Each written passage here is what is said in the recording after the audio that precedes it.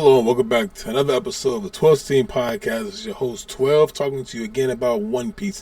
One Piece chapter 155 titled The Rock's Pirates. We finally get the reveal of the pirates.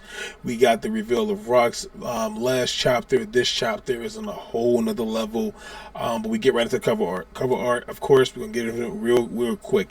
They jump over the city. Luffy is eating his stuff, his food. Frankie's around. The whole crew is around somewhere, and they're just watching as Luffy jumps around through the sky and soars around as they go over the city. I went through this very fast only because I want to get into this chapter. This chapter is going strong because we start off with, of course, Rock, Studsy, Newgate, and Shiki walking up to Loki. And they see this must be Elbaf. As they look up and see this giant kid sitting right in front of them. And Loki, of course, being who he is, says, what do you puny humans want around here? Go ahead and shoot off. Scurry off somewhere. And this is not even settling with Rox. It's not even registering with him. Rox knows already, hey, I'm about to teach you a quick lesson in mannerisms. But before I do, what's your name? Of course, Loki tells him his name, and Rox tells him, hey, how about you go run along to the town and tell the townsfolk to tell your pops to come back here right now because you're injured.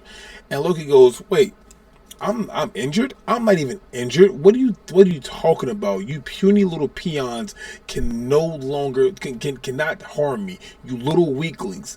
And of course, we all know Rox's sword attacks were very famous for everything in sight being blasted away, like a giant hammer or a 36 caliber cannon phoenix cannonball. Though I'm just playing, his stance does reminisce that of the 36 caliber phoenix, which is interesting to me. Not saying that that's relevant to Zoro whatsoever though.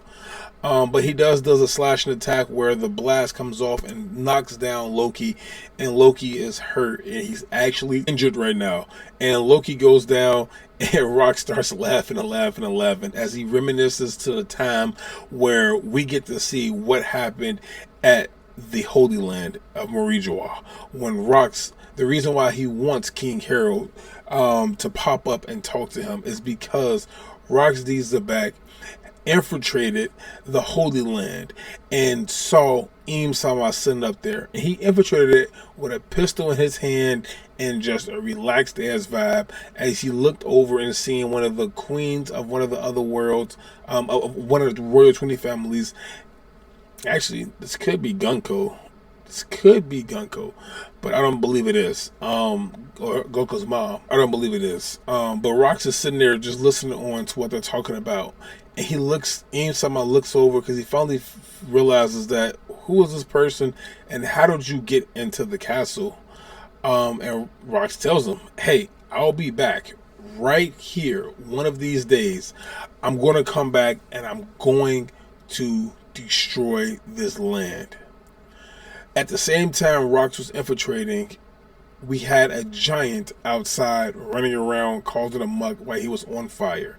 None other than that person of Harold. He was running around, he said, hey, I need to hurry up and protect this place.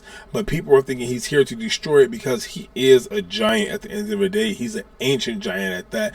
A lot bigger than normal giants. And as he's running out, Harold peeps Rox and sees Rox running away and says, I wonder if he's the one who's been kidnapping all the kings and queens around here. I need to go ahead and stop him and put an end to him. And Rox looks on and says, what is this giant doing here at the Holy Land? Is he out here? It doesn't even matter. And both goes for a collision where the power of Conqueror's Haki really clashes. It looks like Harold swung with a double hand upon both of them, while Rox only swung with one, showing you the true power that Rox has is that of an ancient giant, because they clashed, and as they clashed, Rox was like, hey, like, our next beam, let's go ahead and aim for the middle over there, because, you know, I like to play around for right now, but also at the same time, I don't want to get caught. Because if they capture you, you're pretty much boned. Also, by the way, what's your name?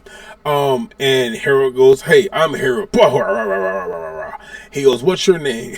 Vos, ha ha ha ha ha ha. My name is Rocks. I'm going to make sure that we have a conversation later on, most likely. And when I come back, I'm going to make sure that you possibly join our crew. But with that being said, which way is Elbath? The new world is that way. Vos ha ha ha ha ha. Survive, Harold, and we shall meet again. And he jumps off the ledge all the way down to the bottom of the Holy Land and lands on his ship and gets up out of there.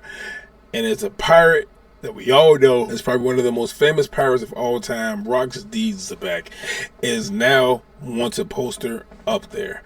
And his wanted poster is, of course, out there, but he has to get his crew set.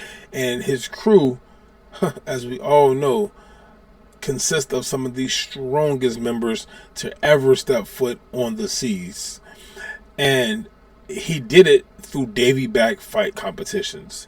He would do a Davy back fight, take their captain, of course, or the strongest member, that whoever he saw fit to that crew, and put them under his own. He went through this gambling after gambling after gambling, and he won and won and won. He put his money on black and came out on top every single time. And it's how he formed one of the most dangerous, most vicious groups of all time, where we have Shiki, the future Golden Lion, Miss Buckingham, aka Buckingham Stutzy, Don Merlin, one of the gangsters from the West Blue, pirate Edward Newgate, future pirate that we know to be Whitebeard, the strongest pirate to do it. Wang Ji is there, the future Commodore of Pirate Island, and of course Ganzui, a pirate smuggler. These are just a few of the names that they had that went through and actually ran amok during this era. And they went through and always tried to get Harold on his side. So they would go to Elbath all the time. "Hey, Harold, what are you doing here? How'd you hear about this? I heard about your exploits. You're doing everything wrong. You can't be doing this around me." And Rox is always like, "Hey, Harold, you should join me.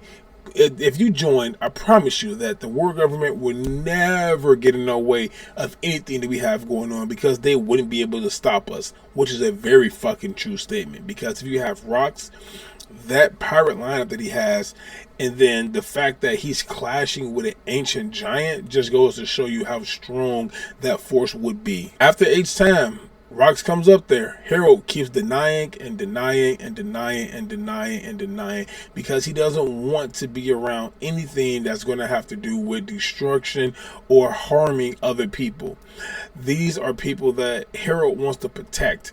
He wants to leave that past lifestyle in the past and build a better future for tomorrow.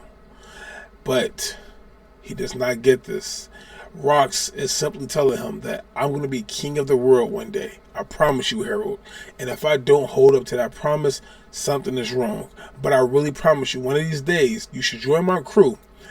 But with or without you, I will become the king of this world." And he made so many enemies out of the world government and people around, different pirates out there and everything, that his story of just becoming the one true ruler, because it's so many bad things wrong with this world to begin with, really set and sunk in with Loki. And Loki is somebody who was a child. As we jump back forward to the starts of things, Loki knew off back, like, "Hey, maybe I believe in this guy's dreams. Maybe one day I want to be the one who sits at the top of the world and run everything, because I know for a fact that I can do it. My name is Loki.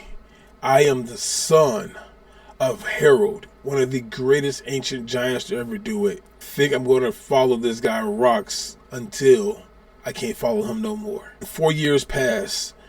Now, after Harold has constantly ignored the repeated invitations that Rox was sending out, Rox finally said, "Hey boys, let's get going. Let's make this world ours. Let's go ahead and cause this world to quake with terror." and they end the chapter right there, which means that it's time to see the flashback of Rock's Pirates crew. We get to see this great crew actually start running around doing what they're supposed to be doing. Now, I don't think Rox is a terrible person, because I know he wants to take down the world government because he thinks the world government is not doing shit anyway, and he thinks, hey, everybody should be free inside of in a way. So if people should be free, there should be one person. There should only be one person ruling the world instead of this corrupted as world government. I mean, who am I to argue with Rox's beliefs? You feel me? But with that being said, I am looking forward to the next chapter, 1156, which is already out. I'm going to read it. I'm going to get back to you with the review, and go from there. But of course, drop down below what are some thoughts or comments that you guys may have as we sit here and go over the breakdown of who the Rox Pirates are, and just how the connection between Rox and Harold is kind of similar. I'm not going to say similar, but in a way it feels like that good and evil that we always see. The Luffy and Blackbeard, the I would say Roger and Rox, but you know, this is just what it is for real. Comment down below though, who is your favorite Blackbeard member out of the members that we do know that's sort of confirmed for the crew. Not just that, but also let us know what you think is going to happen with this crew. I know we have a lot more to talk about and a lot more to come, but with that being said, we're going to wrap up for right now and catch us on the flip side, because 16 is dropping banger after banger after banger. And if you have not noticed, that means you don't have the notifications on, which means you're not part of the Black Straw Hat crew, which means you need to turn the notifications on to get notified every single time I drop something or he drops something, or we drop something together, or go live like we do up on Mondays with the group chat.